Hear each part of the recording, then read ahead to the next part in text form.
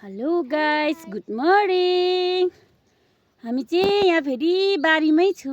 बिहान बिहानै बारी खन्दैछु आज छुट्टीको दिनमा। यी नानीले पनि खुन्ने अरे हौ, आज त प्र्याक्टिस गर्ने भन्छ।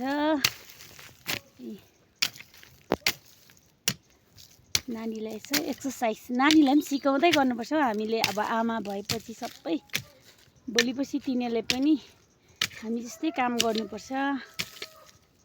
छुट्टीको दिनमा चाहिँ यसो नानीलाई पनि सिकाइराख्नुपर्छ। सानो छ, अझै 9 वर्षको मात्रै हो। तर म चाहिँ 9 वर्षको नानीलाई पनि यसरी नै काम सिकाएर बिहान बिहानै काम सिकाउँछु।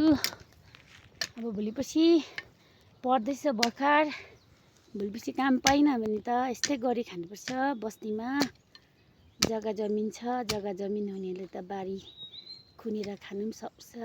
अहिले सिकाइराख्यो भने मजाले खुन्छ। हेर्नु नि, फर्स्ट अस्तितिर पनि खुनेको, आज त धेरै बानी भइसकेछ हौ। नानी यता पनि हेरिदिनुहोस् न मम्मीकोमा। हेलो। अलिक के भने मम्मीसँग पनि सघाएको। मम्मीलाई मैले सघाएको अनि बारी खन्नु चाहिँ सिकिराख्नु पर्ने रहेछ।